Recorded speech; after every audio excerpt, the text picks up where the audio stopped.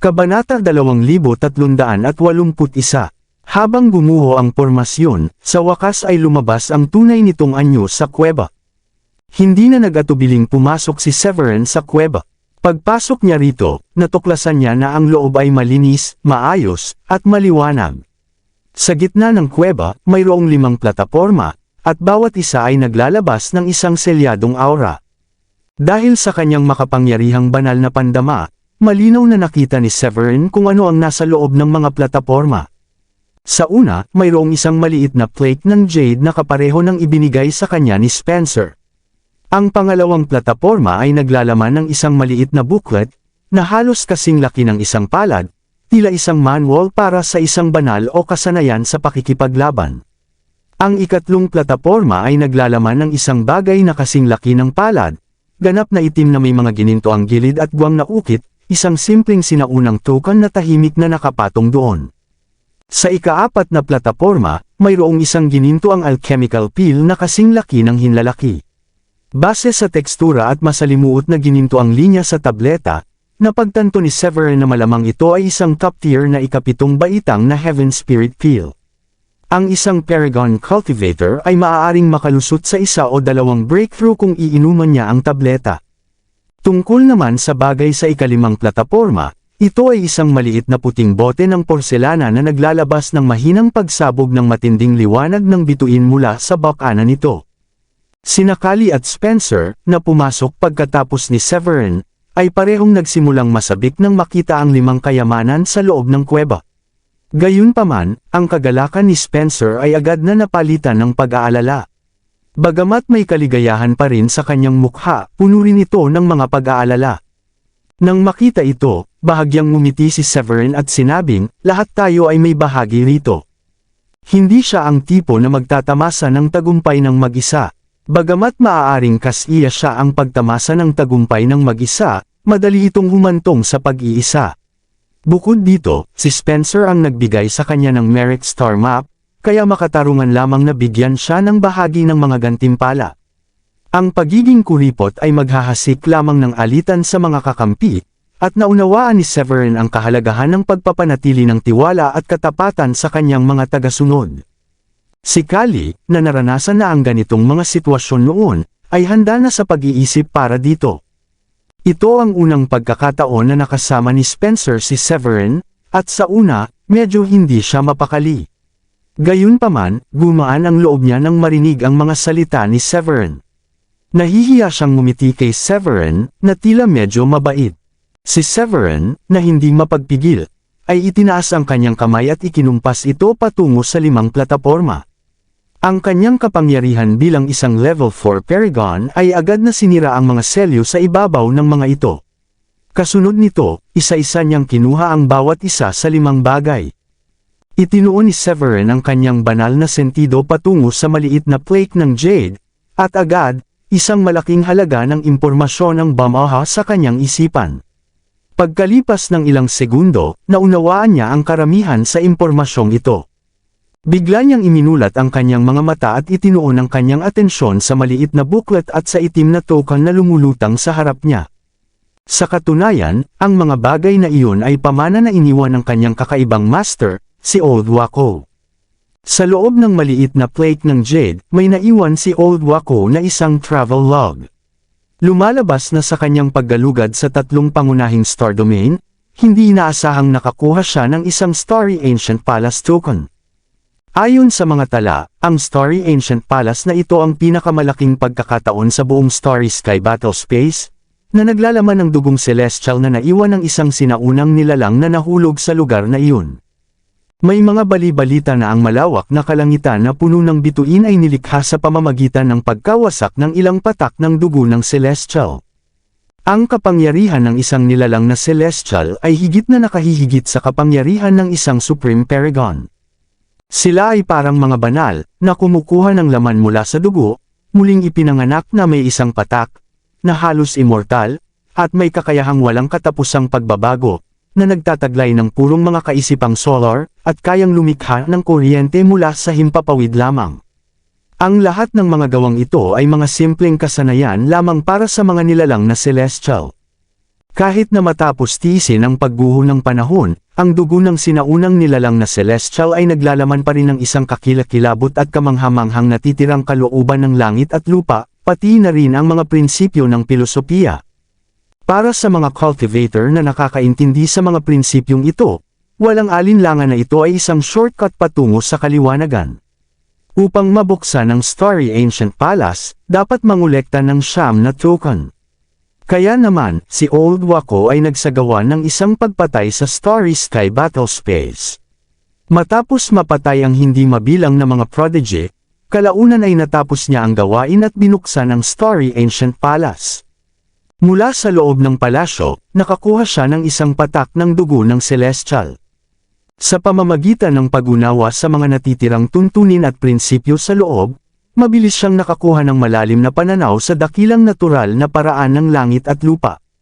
Sa loob lamang ng ilang dekada, matagumpay niyang nalampasan ang Thunderbolt Tribulation, at umakyat upang maging isang immortal.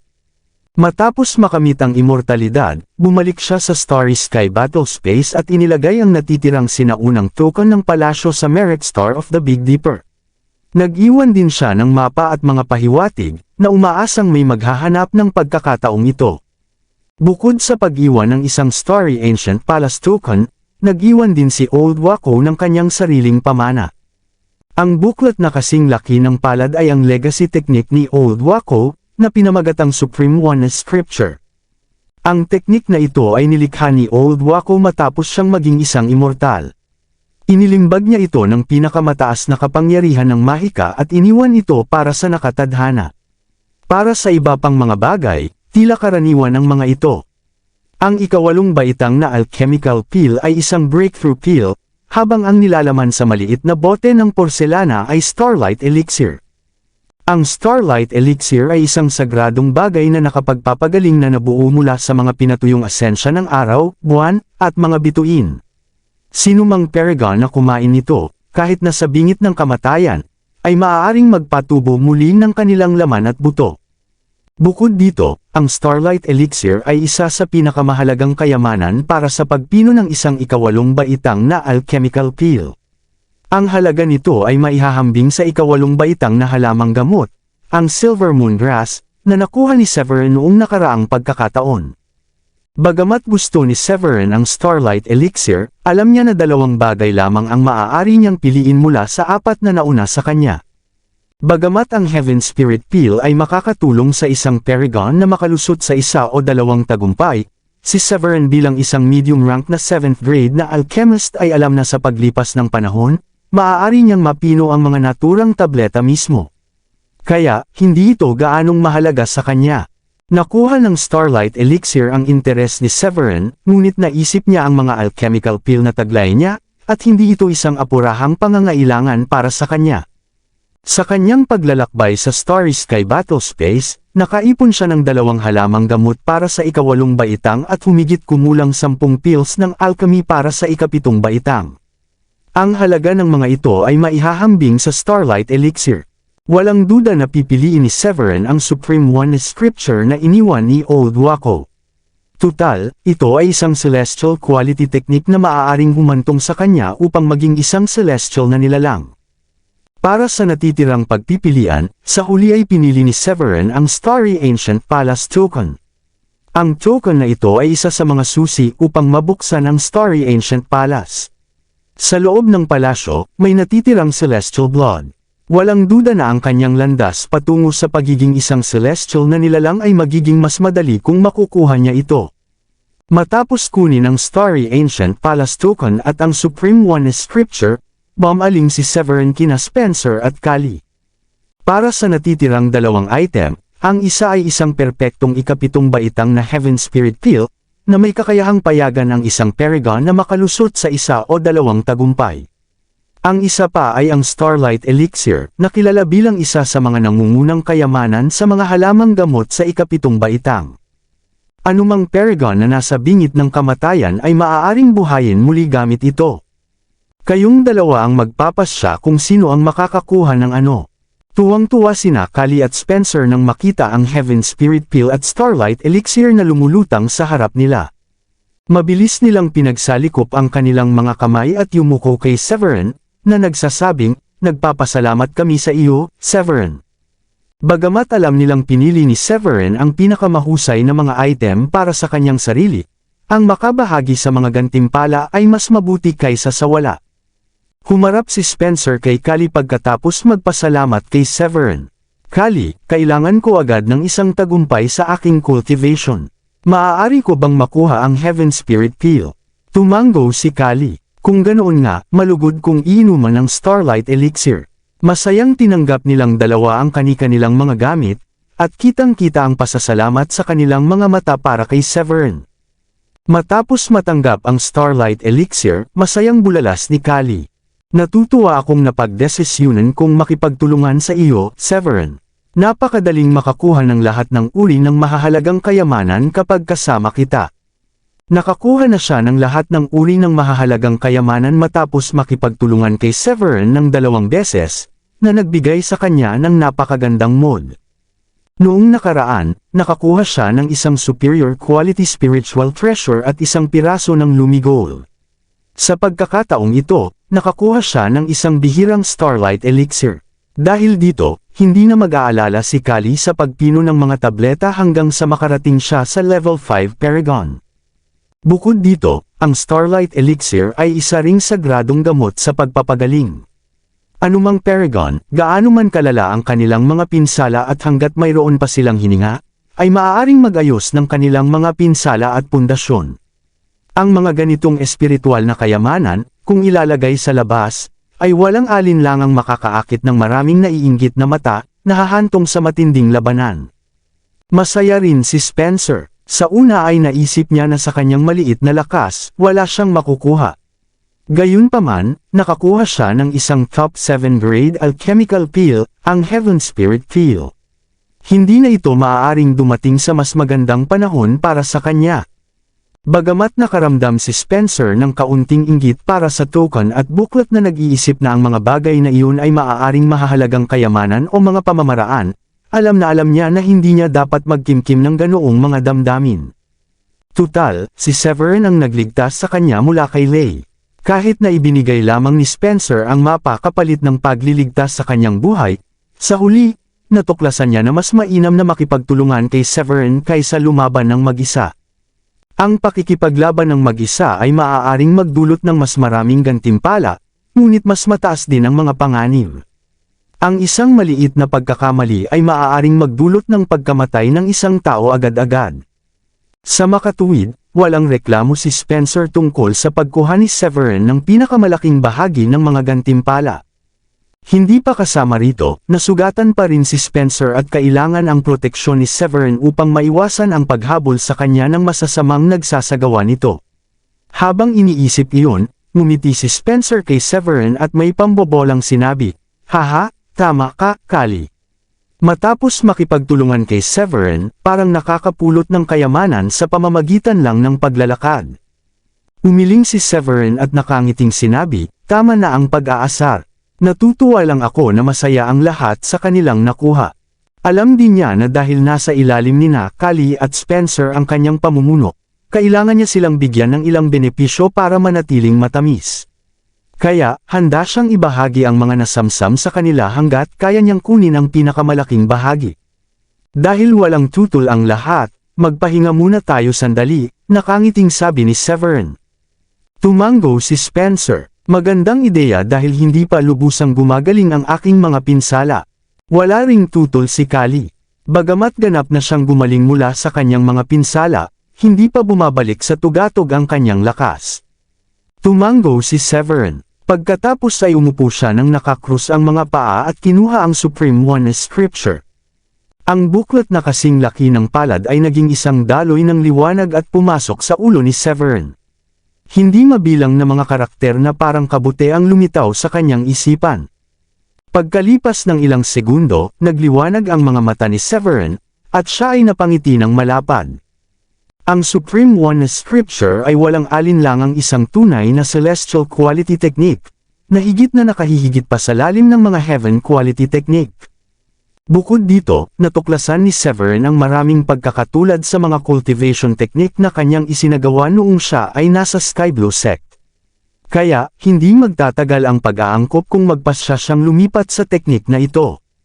Taglay na ni Severin ang teknik na nangunguna sa sekta ng Grundy Uno Sect, ang Grundy Uno Treasured Notes. Ang Grundy Uno Treasured Notes ay sinasabing isang teknik na entry-level mula sa Grundy Uno Sacred Land sa Midland. Bagamat ito ay isang pambihirang teknik na may kalidad ng langit, ito ay nasa mataas na ranggo lamang ng langit, medyo malayo pa rin sa mga teknik na may kalidad ng langit. Tungkol naman sa isa pang aklat, ang The Book of True Void Enlightenment na nakuha mula sa guho ni Wildfire, ang antas nito ay katulad ng sa Grundy Uno Treasured Notes. Gayunpaman, ang focus ay sa paglinang ng dugo, enerhiya, at pisikal na katawan. Ginamit nito ang katawan bilang isang balsa upang tawirin ang dagat ng mga pagdurusa, pinuhin ang solar spirit, at linisin ang mga kaisipan tungo sa purong solar energy, tagusan ang kawalan, at sa huli ay sumulong sa kaharian ng Royal Paragon. Ang The Book of True Void Enlightenment ay nagbigay ng isang bagong landas para sa pagtawid sa kaharian ng Royal Paragon. Gayunpaman, dahil ang antas nito ay hindi umaabot sa celestial quality, at kung isa sa alang-alang na si Wildfire ay isang Royal Paragon na nasa level 9 noong panahon ng kanyang kamatayan, hindi siya nakalikha ng mga teknik para sa kasunod na Supreme Paragon at ang landas tungo sa pagiging isang celestial na nilalang. Matapos ang maingat na pagsasaalang-alang, sa huli ay nagpasya si Severin na lumipat sa pagsasanay ng Supreme Oneness Scripture. Una, ang Supreme Oneness Scripture ay isang celestial quality technique na nilikha ni Old Waco matapos makamit ang immortalidad, na higit pa sa kalidad ng dalawang teknik na taglay ni Severin noong panahong iyon. Pangalawa, orihinal na isinagawa ni Severin ang teknik na nakabalangkas sa banal na kasulatan, ngunit pagkatapos sumali sa Grundy Uno Sect at harapin ang pangangailangan para sa isang tagumpay, kasama ang kakulangan ng mga follow-up na teknik para sa kanyang orihinal na cultivation, nag-aatubili siyang lumipat sa Grundy Uno Treasured Notes. Kaya, natural na ayaw niyang palampasin ang bagong tuklas na pagkakataon dahil nakuha na niya ang isang celestial quality technique sa kanyang mga kamay. Gayunpaman, ang muling paglinang ng isang teknik ay isang seryosong bagay. Isa pa, nasa Starry Sky Battle Space pa rin ako, kaya hindi ko kailangang magmadali, naisip ni Severin sa sarili habang maingat niyang sinusuri ang nilalaman ng Supreme Oneness Scripture. Di nagtagal, natuklasan niya na bukod sa cultivation technique, ang kasulatan ay naglalaman din ng dalawang pambihirang divine techniques.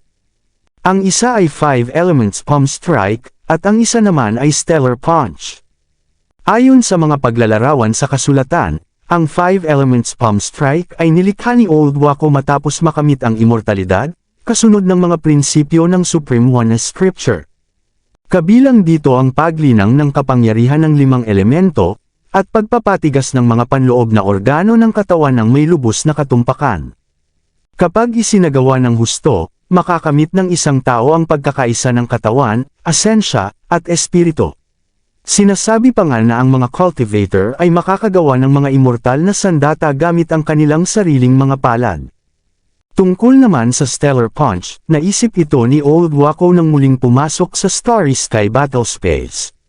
Kabilang dito ang pagsipsip ng liwanag ng hindi mabilang na mga bituin upang magbigay ng sustansya sa katawan at makuha ang kapangyarihang manipulahin ang mga bituin. Kapag na-master na sa tugatog nito, maaaring hilahin ng mga cultivator ang mga bituin sa kanilang mga sentro ng enerhiya, at magpakawala ng isang suntok na maaaring makabasag ng mga bituin. Sa katunayan, madali pang ang mabubunot ng isang tao ang buwan at mga bituin mula sa kalangitan. Sa sandaling iyon, 3 banal na pamamaraan lamang ang taglay ni Severin. Ang Chaotic Sword Shadow ay isang pamamaraan na sarili niyang nilikha, at ang kapangyarihan nito ay nakasalalay sa kanyang mga pananaw sa swordsmanship. Ang Sky Soil Heptagold Sword Energy ay nauugnay sa Grundy Uno Treasured Notes, na nagpapakita ng napakalakas na kakayahan sa paglaslas. Tungkol naman sa Lotus Wildfire, kamakailan lamang niya ito matagumpay na na-cultivate. Kabilang dito ang pagsasama at pagkuha ng dominanteng asensya ng ilang uri ng espiritual na apoy at kaya nitong sunugin ang lahat ng nasa landas nito. Bagamat ang lahat ng tatlong banal na pamamaraan ni Severin ay umabot na sa antas ng small success o beginner, ang pagkamit ng great success ay maaaring tumagal ng medyo matagal. Ang limitasyong ito ang naglimita sa kanyang kapangyarihan sa pakikipaglaban sa mga antas ng level 6 Paragon. Tinansya ni Severin na bilang isang level 4 Paragon, madali niyang matatalo ang karamihan sa mga level 5 Paragon at may kakayahan pa nga siyang makipaglaban sa mga level 6 Paragon. Gayunpaman, kapag naharap sa mga mabibigat na kalaban sa level 6 Paragon sa huling yugto, kumpletong yugto, o kahit sa level 7 Paragon, mahihirapan si Severin na manatili sa kanyang posisyon. Ang isang level 7 Paragon ay hindi isang taong madaling harapin gamit ang mga divine technique. Maliban kung si Severin ay dumaan sa isa pang breakthrough, na umaangat sa level 5 Paragon, mahihirapan siyang makipaglaban sa isang level 7 Paragon. Gayunpaman, kamakailan lamang ay nakarating si Severin sa level 4 Paragon, at ang pagkamit ng isa pang breakthrough sa maikling panahon ay halos imposible. Kaya naman, nagpasya siyang ituon ng kanyang pansin sa dalawang divine techniques mula sa Supreme Oneness Scripture. Ang 5 Elements Palm Strike at Stellar Punch ay parehong pambihirang celestial quality divine techniques, na may kapangyarihang higit pa sa anumang martial o divine technique na nalinang ni Severin. Kaya, walang duda na lubos na mapapahusay ni Severin ang kanyang combat power kung malilinang ni Severin ang alinman sa mga ito sa antas ng beginner. Matapos mag-isip-isip sandali, pinili ni Severin na linangin ang Stellar Punch. Kabanata 2385. Pinatahimik ni Severin ang kanyang isipan, itinuon ang kanyang atensyon sa paglilinang ng Stellar Punch. Habang ang kanyang 5 pandama ay nakadirekta sa langit, sinunod niya ang mga tagubilin na nakatala sa banal na kasulatan at tahimik na sinimulang palaganapan ng espiritual na enerhiya sa loob ng kanyang katawan upang masipsip ang nakapalibot na liwanag ng araw, buwan, at mga bituin. Binigyang diin ng Stellar Punch ang intensyon kaysa sa puwersa upang pinuhin ang liwanag ng araw, buwan, at mga bituin upang sa huli ay makamit ang kapangyarihang kontrolin ang mga ito. Magagawa ni Severin na manipulahin ang napakaraming nakapalibot na liwanag ng bituin para sa kanyang sariling gamit kung malilinang niya ang Stellar Punch hanggang sa maliit na tagumpay. Sa mas maliit na antas, makakakuha siya ng malaking tulong sa kanyang kapangyarihan sa pakikipaglaban at halos hindi mapigilan kung mamanipula niya ang lahat ng liwanag ng bituin sa Starry Sky Battle Space. Sa mas malaking antas, kapag nakarating si Severin sa Royal Paragon, sinundan man niya ang tradisyonal na landas ng pag-unawa sa kawalan sa pamamagitan ng pagpino ng mga prinsipyo ng espasyo, o sinundan ang paglapit ng Wildfire Royal Paragon sa pamamagitan ng paglikha ng kanyang sariling panloob na mundo para sa ebolusyon, tiyak na kakailanganin niya ang kapangyarihan ng mga bituin. Kaya naman, matalinong pinili ni Severin na linangin ang Stellar Punch. Matapos umiling upang linisin ang kanyang isipan, pumasok si Severin sa isang estado ng pagmumuni-muni, na ginagabayan ang kanyang kamalayan sa mga ethereal na kaharian. Tila pumasok ang kanyang buong isipan sa isang estado ng kawalan. Tahimik, sinimulang sundan ni Severin ang diagram ng daloy ng enerhiya ng Stellar Punch, at maingat na iniayon ang sarili sa makalangit na kapangyarihang nakapalibot sa kanya.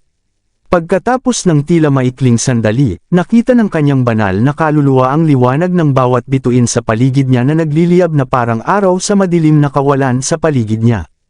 Ang pilak na liwanag ng bituin ay naging Milky Way na unti-unting nagtatagpo sa kanyang katawan. Kasabay nito, si Kali, na nagsasanay, at si Spencer, na nagpapagaling mula sa mga pinsala, ay agad na naramdaman ang mga hindi pangkaraniwang pagbabago sa nakapalibot na kapaligiran. Iminulat nila ang kanilang mga mata at tumingin kay Severin, na nababalot ng siksik na liwanag ng bituin. Ang sabihing sila ay nagulat ay isang pagmamaliit. Anong uri ng pamamaraan ito?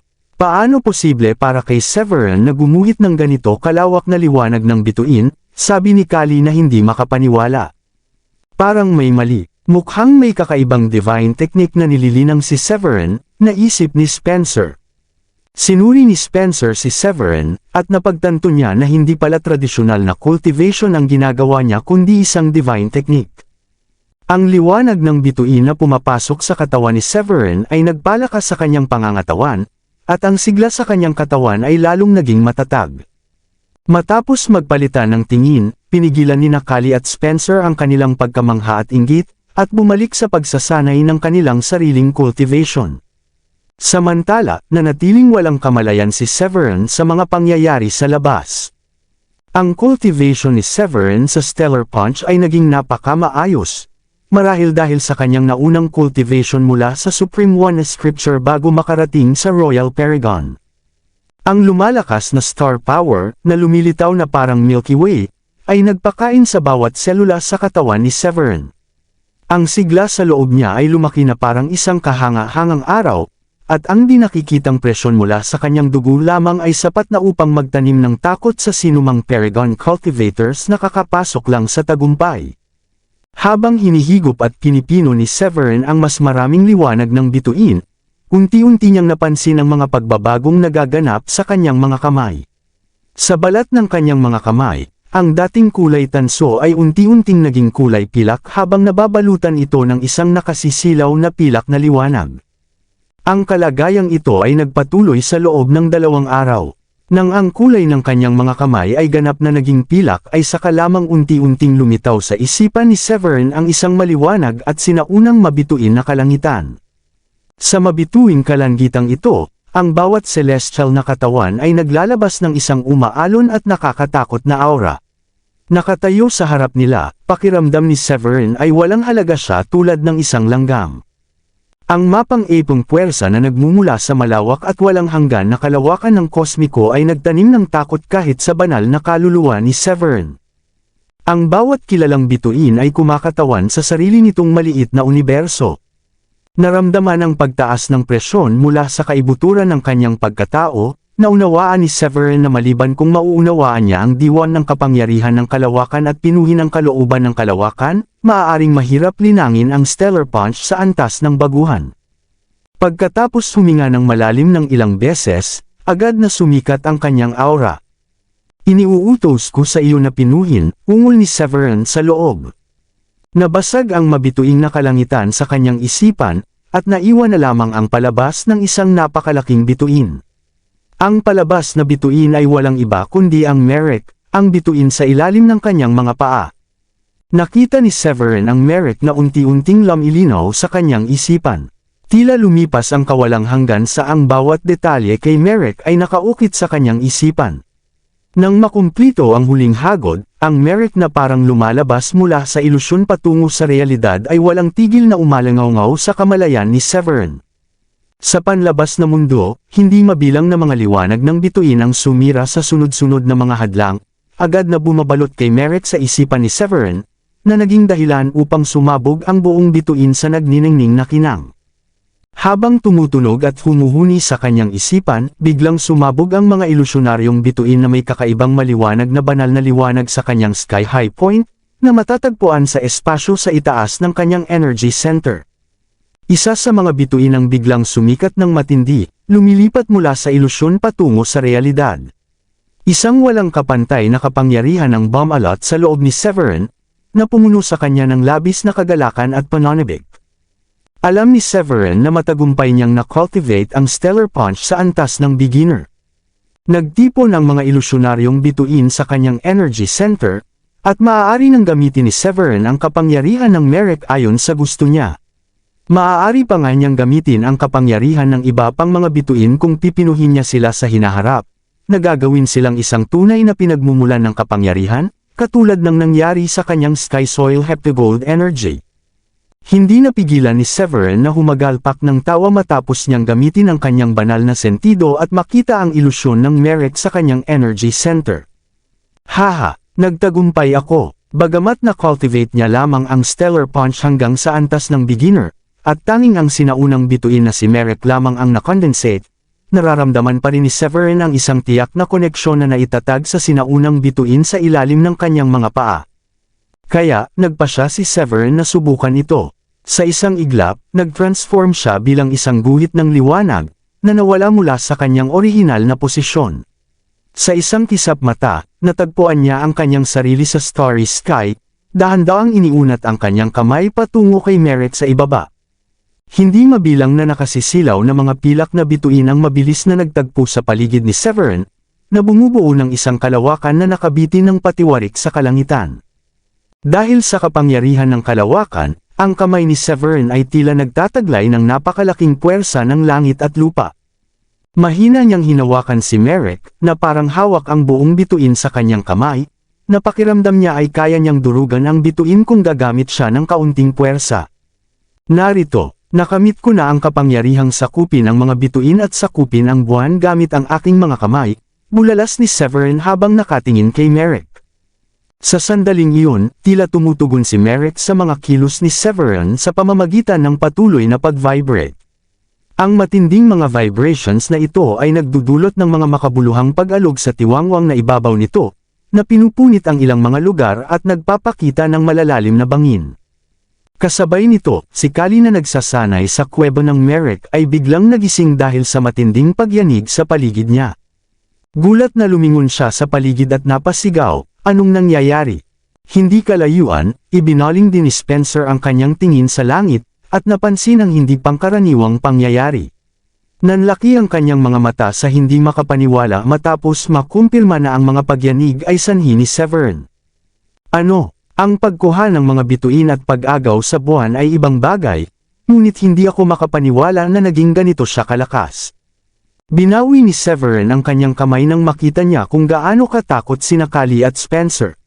Di nagtagal, bumaba siya pabalik sa lupa at casual nang umiti sa kanila. Huwag kayong mag-alala, nililinang ko lang ang isang divine technique. Parang tinamaan ng kidlat sina Kali at Spencer nang malaman nilang ang pagyanig sa Merrick ay dahil sa pagkultibo ni Severin ng isang banal na kidlat. Nakanganga ang kanilang mga bibig sa pagkamangha. Gayunpaman, nang mawala ang pagkabigla, labis silang natuwa. Tumikim si Spencer at itinaas ang kanyang kamay. Binabati kita, Severin, sa pagkakaroon ng mas maraming kapangyarihan at sa paggawa ng malalaking hakbang sa iyong cultivation. Severin, tunay kang natutugunan ng katayuan ng prodigy ng Grundy Uno sect. Sigurado akong hindi maraming level 6 paragon mula sa ibang sekta ang makakalaban sa ganitong kalakas na kapangyarihang kumokontrol sa bituin, masiglang sabi ni Kali. Tutal, ang pagtaas ng kapangyarihan ni Severin ay nangangahulugan din ng mas malaking kaligtasan para sa mga nasa kanyang koponan. Bilang tugon sa pagbati ni Spencer at Kali, ikinumpas ni Severin ang kanyang kamay ng may pagwawalang bahala at nakangiting sinabi, napakabait mo. Gayunpaman, alam ko ang sarili kong lakas, at malayo pa rin ako sa mga prodigy mula sa mga sagradong lupain. Bagamat mahinhin siyang magsalita, tunay na natuwa si Severin. Hindi niya inaasahan na pagkatapos niyang makultivate ang Stellar Punch sa antas ng beginner, makakakonekta na siya sa kapangyarihan ng kalawakan sa paligid niya sa ganitong antas, na magbibigay daan sa kanya upang makuha ang mga bituin at sakupin ng buwan. Hindi isang maliit na gawain para sa isang paragon ang pag-angat ng isang malaking bituin. Sa pangkalahatan, ang pagkamit ng kakayahang tunay na makuha ang mga bituin at sakupin ng buwan, at ang pagkakaroon ng kapangyarihang durugan ang mga bituin, ay mangangailangan ng kahit man lang pag-abot sa antas 7 o 8 na paragon. Karaniwan, tanging ang mga prodigy lalo na ang mga nasa antas ng mga saint men o divine heir na may matibay na pundasyon mula pagkabata, mga high-grade na pamamaraan ng cultivation, pambihirang kakayahan, divine constitution, at malalim na pananaw sa kapangyarihan ng langit at lupa, ang halos hindi makakamit ang kakayahang makuha ang mga bituin at sakupin ng buwan. Ang mga salik na ito ay nagpataas sa kanila ng higit pa sa isang level 4 o 5 paragon. Malaking utang na loob ni Severin sa kanyang tagumpay sa Stellar Punch. Bilang isang banal na pamamaraan mula sa Supreme One Scripture, ang Stellar Punch nang maging perpekto ay nagpapahintulot sa cultivator na sipsipin ang mga bituin sa kanilang katawan at manipulahin ang malawak na kapangyarihan ng kalawakan. Sa antas ng beginner, medyo kayang manipulahin ni Severin ang isang bituin, kaya't naabot niya ang tagumpay ng pagkuha ng mga bituin at pag-agaw sa buwan. Naikuyong niya ang kanyang kamao, naramdaman ang imahe ng multo ng Merrick sa loob ng kanyang sentro ng enerhiya, at naramdaman ang lumalakas na kapangyarihang nagmumula rito. Sa sandaling iyon, tiwala siyang kaya niyang durugan ang isang bituin gamit ang sarili niyang mga kamay. Kasama ang ganitong uri ng kapangyarihan sa kanyang pisikal na katawan, na maihahambing sa isang superior quality na espiritual na kayamanan, naniniwala si Severin na kahit ang isang level 6 Paragon ay hindi siya matatalo. Maliban kung ang isang level 7 Paragon o isang prodigy mula sa isang sagradong lupain ay makialam, tiwala si Severin na kaya niyang labanan ang isang level 6 Paragon. Sa katunayan, pakiramdam niya ay kaya niyang dominahin ang buong Starry Sky battle space. Mahalagang tandaan na ito ay bunga lamang ng paglinang ng isa sa dalawang pambihirang banal na pamamaraan mula sa banal na kasulatan, at ito ay nasa antas lamang ng baguhan. Hindi maisip ni Severin ang napakalaking kapangyarihang taglayin ng 5 Elements Palm Strike kapag mas marami na siyang oras sa paglinang nito. Wala akong inaasahan kundi ang mga kayamanang iniwan ni Old Wako. Sa palagay ko ay mas makabubuting linangin ko ang banal na kasulatan at ang 5 Elements Palm Strike pagkatapos matapos ang Starry Sky Battle, naisip niya. Matapos umiling upang linisin ang kanyang isipan, ibinaling ni Severin ang kanyang atensyon kina Kali at Spencer, at napansin na tila gumaling na ang kanilang mga pinsala. Ipagpapatuloy na ba natin ang ating paglalakbay ngayong maayos na ang inyong mga pinsala? Tanong niya. Itinapat ni Kali ang kanyang mga kamay at tumango. Siyempre. Agad na bumangon sina Kali at Spencer mula sa lupa. Simula ng 2 beses silang magtulungan kay Severin at umani ng mga benepisyo. Sabik na si Kali na galugarin ang iba pang mga lugar para sa mga kayamanan at oportunidad. Naunawaan din ni Spencer na mapanganib ang mag-isa, hindi pa kasama ang panganib na habulin ng masasamang tao tulad ng nangyari kay Lei. Alam niyang mas mahalaga ang mabuhay kaysa makipagkompetensya para sa mga kayamanan. Kaya naman, masaya rin siyang sumama kay Severin. Nang makita silang dalawa na tumatayo, tumanggaw si Severin ng nakangiti. Kung gayon, puntahan muna natin ang 6 na iba pang sinaunang bituin sa Big Dipper. Malawak ang lugar na sakop ng Big Dipper, at ang pinakasikat ay ang 7 sinaunang bituin.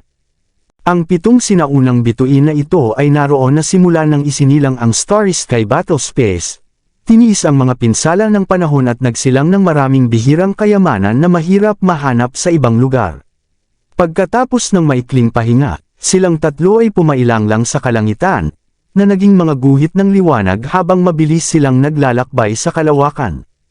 Ang pinakamalapit na bituin kay Merrick ay si Duby. Si Duby rin ang pinakamaliwanag at pinakamalaki sa 7 sinaunang bituin ng Big Dipper. May mga patuloy na kaguluhan sa kalawakan at 9 Heavens Gale na bumubulwak mula sa mga bitik ng kalawakan sa malapit, na ginagawang lugar ang Duby kung saan sagana ang iba't ibang kayamanan ng liwanag ng bituin sa kabila ng malupit nitong kapaligiran. Pagkatapos ng ilang oras na paglalakbay, sa wakas ay nakarating si Severin at ang kanyang mga kasama sa Duby. Mukhang mas maganda si Duby kaysa kay Merrick. Bagamat may mga maitim na bitik ng kalawakan, 9 Heavens Gale, at hindi mabilang na kalawakan ng mga elemento sa kalawakan sa itaas, sa ibabaw mismo ng bituin ay isang mundong puno ng halimuyak ng mga bulaklak at huni ng mga ibon. Kahit mula sa malayo, nakikita nila ang luntiang bituin na puno ng mayamang espiritual na enerhiya. Pagdating ni Severin sa Duby, napansin din sila ng mga naggalugad sa sinaunang bituin. Si Severin pala, nabalitaan ko na ang mga monsteroid ay naglabas ng pabuya para sa kanya at nagpadala pa ng isang level 6 Paragon Dragonoid Cultivator para hulihin siya. Hindi ko inaasahan na magpapakita siya rito. Malakas naman siya, pero na-offend na niya ang pamilyang Menzi at Burke dati, at ngayon ay may problema rin siya sa Yellow Ghost Tribe, kaya sa tingin ko ay hindi siya magtatagal. Ang pabuya kay Severin na inilabas ng mga monsteroid ay kumalat na sa 3 pangunahing star domain, na nagdulot ng kaguluhan sa Starry Sky Battle Space.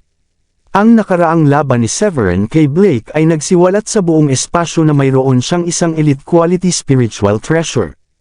Kalaunan, ang pagpatay niya kay Halbert, isang disipulo ng Yellow Ghost Tribe, ay lalong nagpatibay sa kanyang reputasyon. Ang pinakahuling insidente na nagdulot ng sensasyon ay kung paano pinatay ni Severin si Jerry, ang batang Panginoon ng pamilya Burke, sa isang atake lang. Dahil naglabas ang mga monsteroid ng pabuya kay Severin, marami ang nag-usi sa kung ano ang maaaring ginawa niya para magdulot ng galit ng mga monsteroid. Ang ilang individual, na interesado rito, ay nagsimulang isaalang-alang ang pabuya at agad na gumamit ng mga communication pendant para magpadala ng mga mensahe sa mga kalapit na monsteroid cultivators nang makita si Severin. Samantala, si Damian kasama ang dalawang disipulo ay nakatayo sa kawalan sa labas ng Merrick na may mapanglo na ekspresyon sa kanyang mukha. Tiningnan niya ang walang laman na sinaunang bituin at malamig na nagmura. Ang damna si Severin. Siya ay madulas. Pagkatapos ng ilang araw na pagsisiyasat, natuklasan ni Damian ang mga bakas ng paa ni Severin sa Merrick. Gayunpaman, matagal nang wala si Severin nang dumating siya. Kahit na nasa level 6 Paragon Complete Stage Cultivation na si Damian, ang paghabol sa isang individual ay hindi sang madaling gawain sa malawak na kalangitan na puno ng bituin. Habang iniisip niya ang paghahanap ng mga palatandaan tungkol kay Severin sa Merrick, nagsimulang tumunog ang communication pendant sa kanyang baywang. Kumislap ng maliwanag ang mga mata ni Damian nang malaman niyang nasa dubi si Severin, at ang nakapalibot na kawalan ay nanginig na parang tinamaan ng matatalas na talim ng kutsilyo. Matapos bawiin ang kanyang divine sense mula sa pagtingin sa communication pendant, malamig siyang ngumiti. Tingnan natin kung paano ka makakatakas sa pagkakataong ito. Ang boses ni Damian ay kasing lamig ng hangin na umiihip sa mga sinaunang yelo. Nababalot ng matinding hangarin na pumatay, at nagpalit siya sa kanyang tunay na anyo bilang dragon at dumaan sa kawalan, diretsyong tungo sa dubi. Hindi siya makapaniwalang makakatakas si Severin sa pagkakataong ito. Maraming salamat sa lahat ng sumusubaybay. Please subscribe and follow my YouTube and Facebook channel, Filipino Novel. Maraming salamat po.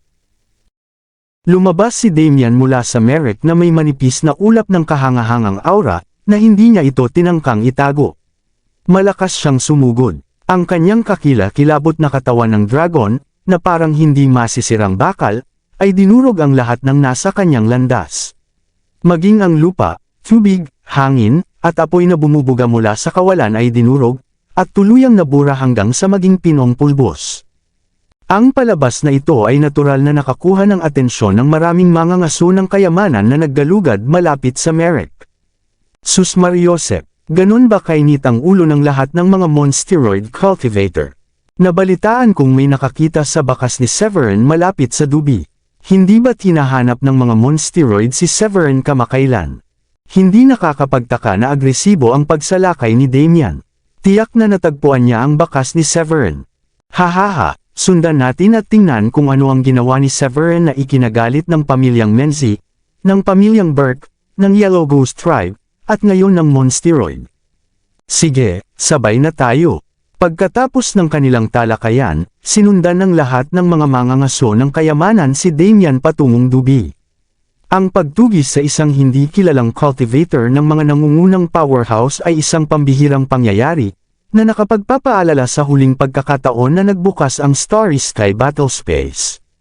Noon, isang misteryosong tusong cultivator ang naharap sa sitwasyon na katulad ng kay Severin. Siya ay hinabol ng maraming sekta at pangunahing mga angkan, ngunit sa huli, binaligtad niya ang sitwasyon, tinalo ang lahat ng humahabol sa kanya, at umakyat sa immortalidad. Ang sitwasyon ni Severin ay kakatwang katulad ng mga pangyayari noong nakaraan. Isang matinding kuryosidad ang lumitaw sa mga hindi pa nakakarinig tungkol kay Severin noon. Di nagtagal, kumalat ang balita tungkol sa pagpunta ni Damian sa dubi upang manghuli kay Severin sa buong tatlong pangunahing star domain. Sa isang lugar sa Polaris Domain, sina Carl, Simeon, at Tobias ay masigasig na naghahanap ng metal na oro sa loob ng isang meteoroid belt. Matapos makuha ang isang piraso ng metal na oro, na kasing laki ng kamao ng isang matanda, hindi napigilan ni Simeon na mapasigaw. Napakaganda ng lugar na ito. Mas marami itong metal na oro kaysa sa mundo sa labas. Simula nang makapasok sa Polaris Domain, naging matagumpay ang tatlo sa pagkuha ng maraming kayamanan. Bigla, ilang figure ang mabilis na lumipad lampas sa meteoroid belt, at ang kanilang diskusyon habang paalis ay agad na nakakuha ng atensyon ni Carl at ng iba pa. Narinig niyo ba yun? May malaking mangyayari sa dubi. Sinasabing natagpuan na ng monsteroid cultivator si Severin. Talagang nasa malaking problema siya ngayon. Pabaya lang ang lalaking iyon. Pinukaw niya ang mga pamilyang Menzi at Burke at ngayon ay kahit papaano ay nagalit ang Crown Prince ng Monsteroid. Hindi nakakapagtaka na siya ay tinutugis nila. Tuwang-tuwa sina Carl at Simeon nang marinig ang usapan. Ilang araw na ang nakalipas, ang pabuya na inilabas ng Monsteroid ay halos kumalat na sa 3 pangunahing star domain at sa buong Starry Sky. Kaya naman, natural na alam ni Simeon at ng iba pa ang bagay na iyon. Sa oras na iyon, napangisi siya sa loob-loob, iniisip na si Severin ay tunay na hangal na pukawin ng mga Monsteroid, na lumikha ng napakaraming kaaway para sa kanyang sarili. Tinansya nilang tatlo na, kung isasaalang-alang ang personalidad ni Severin, hindi magtatagal bago niya magawang masaktan ang mga tao mula sa lahat ng nangungunang puwersa sa Blue Realm. Ikinatuwa ni Simeon ang naisip. Kalaunan, mas ikinatuwa ni Simeon nang malaman niya na ipinadala ng mga Monsteroid si Damian, isang kompletong antas ng 6 na Paragon Dragonoid, upang tugisin si Severin. Umasa siyang papatayin ni Damian si Severin. Bagamat walang malalim na galit sina Simeon at Carl kay Severin, tiyak na mayroong malaking puot. Kabanata 2370. Nang malaman ni Damian na nahanap na ang kinaroroonan ni Severin, hindi napigilan ni Simeon ang pagtawa. Haha, tingnan natin kung paano makakaligtas si Severin sa pagkakataong ito. Si Carl, na nakatayo sa tabi niya, ay tumawa rin ng malakas. Nakaramdam siya ng pag-alis ng kanyang iniindang pagkadismaya.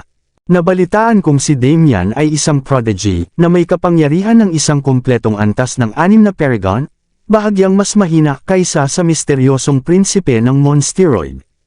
Tiyak na hamukay na si Severin ng sarili niyang libingan sa pagkakataong ito. Sa sobrang pabaya at arrogancy niyang pagkilos, nakasasakit sa mga Monsteroid ng ganito. Hindi na ako makapaghintay na makita kung ano ang kahihinatnan niya. Masayang sabi ni Carl. Tumango si Simeon bilang pagsang-ayon, na halatang sumasang-ayon sa nararamdaman ni Carl. Parang naiisip na niya ang pagpatay kay Severin, bulalas ni Simeon ng may pananabik, kung ganoon, bakit hindi tayo pumunta sa Dubi para masaksihan mismo ang pagkamatay ni Severin? Magiging kasiya siyang conclusion ito sa hinanakit na iniingatan natin laban sa kanya.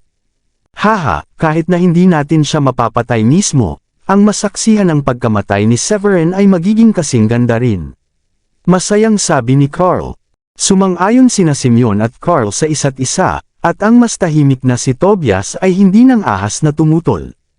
Pagkalipas ng ilang sandali, silang tatlo ay naging mga guhit ng liwanag, na malapit na sumusunod sa karamihan na patungo sa Dubi. Habang lumilipad sila, napansin nila ang dumaraming bilang ng mga maalamat na mabilis na lumilipad patungo sa direksyon ng Dubi.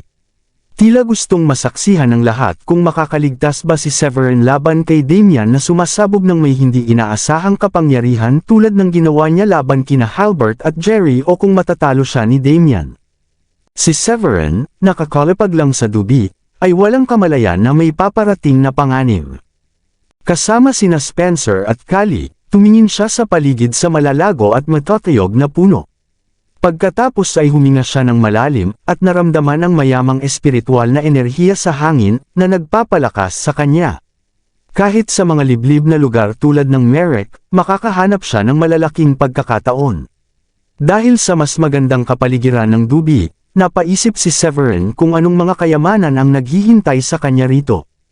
Samantalang naghahanda si Severin ng may pananabik, isang malakas na boses na parang kulog ang biglang umalangaw-ngaw sa kanyang mga tainga. Severin, lumabas ka at harapin ang iyong kamatayan. Kasabay ng pag-alingaw-ngaw ng boses, isang itim na dragon na may habang 100 yarda ang agad na lumitaw sa Starry Sky sa kabila ng Dubi. Ang mga sungay ng dragon ay kahanga-hanga, na naglalabas ng isang laganap na demonyong aura, at ang mga itim na kaliskis nito ay kumikinang na may malamig na metalikong kinang. Ang aura na nagmumula rito ay maihahambing sa isang level 6 Paragon sa kumpletong yugto, na nagpapasikip sa nakapalibot na espasyo ng may naririnig na mga langit-ngit. Ang mga elemento ng lupa, tubig, apoy, at hangin, kasama ang 9 Heavens Gale, ay agad na nalipol sa kawalan sa sandaling dumampi sila sa mga kaliskis ng itim na dragon. Ang mga disipulo na malapit pa rin sa Dubi ay agad na nakilala ang itim na dragon. Hay nako, Ito ang tunay na lahi ng dragon ng Monsteroid, isang tunay na itim na dragon. Si Damian kaya ito.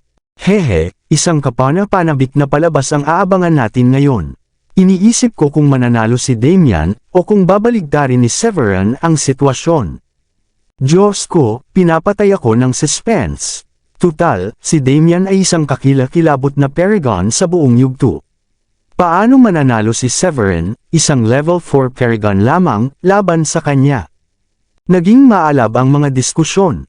Hindi napigilan ni Severin na mapabuntong hininga nang makita niya ang itim na dragon, iniisip, kailangan ko itong ibigay sa mga Monsteroid. Hindi ako makapaniwala na nagpadala sila ng level 6 Paragon para tugisin ako. Siguradong mataas ang tingin nila sa akin. Ang kanyang mga mata ay naging kasing lamig ng isang bangin, kasing talas ng isang talam. Mukhang naghahanap kayo ng kamatayan, kaya huwag ninyo akong sisihin sa pagiging walang awa.